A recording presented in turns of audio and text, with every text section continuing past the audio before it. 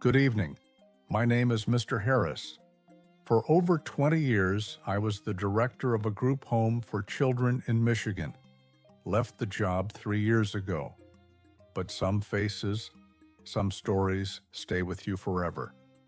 Tonight, I want to tell you about Sofia, a girl who almost destroyed my faith in understanding children.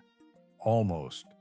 Sofia was 12 when she came to us, thin, long chestnut hair always braided, big brown eyes that looked right through you, like they saw something you couldn't see. First 2 days, she was silent, completely. Sat in the corner of the dining room, ate slowly, stared out the window. Other kids tried to talk to her. She didn't even turn her head. And then it started. Third morning, I was walking down the hallway, heard her voice from the room, quiet but clear. She was talking to someone. I stopped by the door, listened. "Alex, the food here is better than the last place," she was saying. A pause. "Yes, I think Mr. Harris is kind too. He has kind eyes."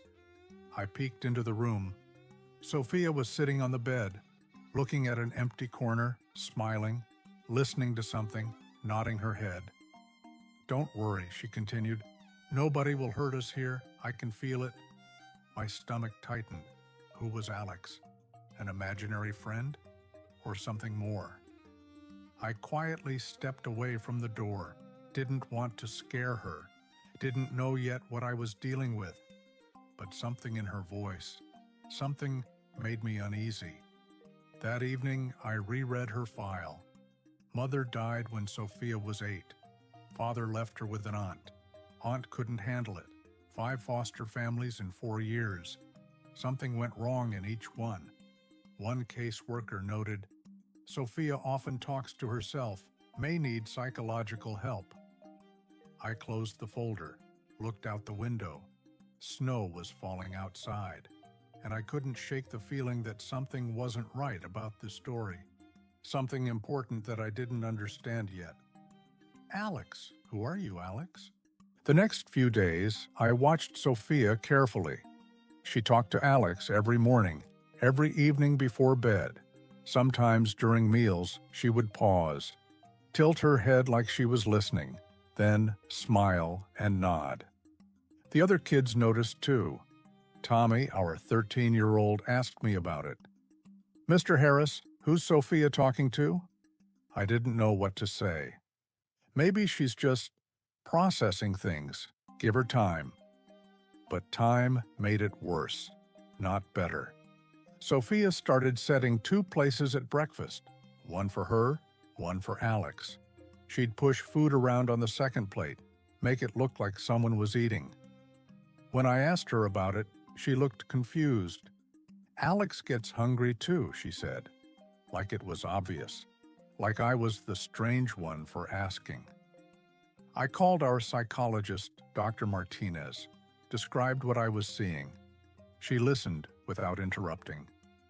"How long has this been going on?" she asked. "About a week now."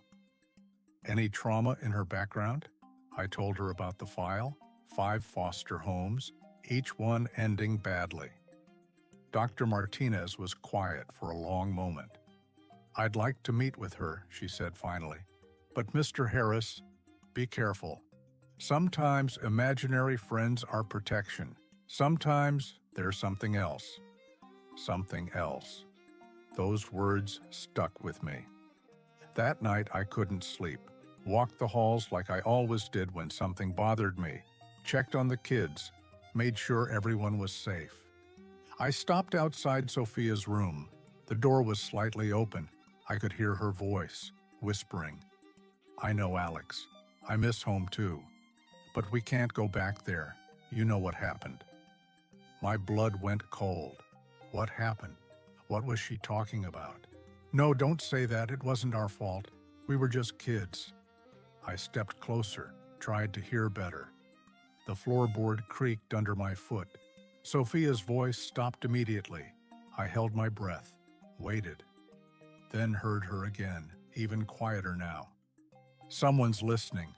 We have to be more careful, Alex. We can't let them know. Not yet. Know what? What couldn't they let us know? I backed away from the door. My hands were shaking.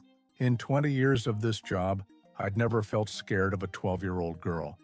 But something about Sofia, something about Alex, it felt different. Wrong. The next morning, Sofia was different too, quieter. She watched me during breakfast, those big brown eyes following my every move. When I smiled at her, she didn't smile back. She knew I'd been listening. And now, Alex knew too. Dr. Martinez came the next afternoon. Sofia sat across from her in my office, hands folded in her lap, very still, very quiet. Sofia, I'm Dr. Martinez. I help kids talk about things that bother them. Sofia nodded, said nothing. I hear you have a friend named Alex. Sofia's eyes flickered. Alex isn't bothering anyone. I didn't say he was. Can you tell me about him? He's my brother. My pen stopped moving. Brother? There was no brother in her file. Dr. Martinez kept her voice calm. Your brother Alex, how old is he? He was 8, like me when... Sofia stopped, looked at the empty chair beside her. Alex says I shouldn't talk about it. About what, Sofia? Sofia shook her head. He says people don't believe us. They never believe us. Dr. Martinez leaned forward slightly. I believe children, Sofia, always. For the first time since she arrived, Sofia's eyes filled with tears, real tears, not the distant, empty look she usually had. Alex says if I tell you they'll separate us again, and I can't be without him. No one wants to separate you from anyone you love. Sofia wiped her nose with her sleeve. They did before, every family. They said Alex wasn't real. They said I was crazy. They said I needed medicine to make him go away. My heart broke a little. How many times had this child been told her grief was madness? But he is real, Sofia whispered. He talks to me every day. He protects me. He tells me when people are safe and when they're not. Dr. Martinez glanced at me, then back at Sofia. Sofia, can you tell me what happened to Alex? Sofia's whole body went rigid. She looked at the empty chair, nodded slightly, like she was getting permission.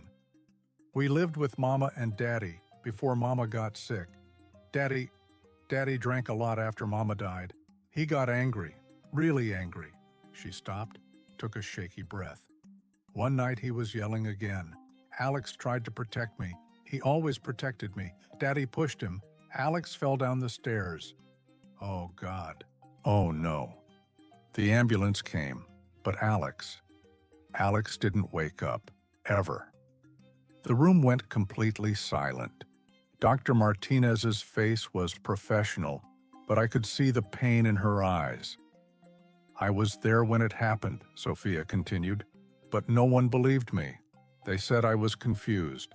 They said trauma makes kids remember things wrong, but I know what I saw. She looked directly at me. Alex died protecting me, and now he still protects me. He tells me which grown-ups are safe. He told me you were safe, Mr. Harris.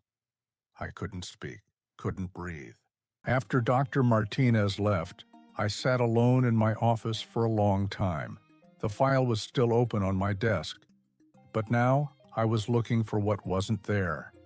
Alex, 8 years old, brother to Sofia. I called the social worker who placed Sofia with us, asked about family history. She checked her records. Let me see. Yes, here it is. Sofia had a younger brother, died in an accident at home. Father was charged with negligent homicide, but pled down to child endangerment, did 18 months. An accident, that's what they called it. Why wasn't this in her file? Different caseworker handled the brother's death. Sometimes files don't get merged properly. Different caseworker, files don't get merged. A little boy dies and disappears from the paperwork, like he never existed. That evening, I found Sofia in the common room. She was sitting alone, reading a book about birds. I sat down beside her. "Sofia, I owe you an apology." She looked up. "For what?" "For not believing you from the start, about Alex." Her eyes widened. "You believe me now?" "Yes. And I want you to know something. You don't have to make Alex go away. Not here, not ever." Tears started rolling down her cheeks. "Really? Really? Alex can stay as long as you need him to." Sofia threw her arms around me, hugged me so tight I could barely breathe. "Thank you, Mr. Harris. Alex likes you too. He says you have a kind heart."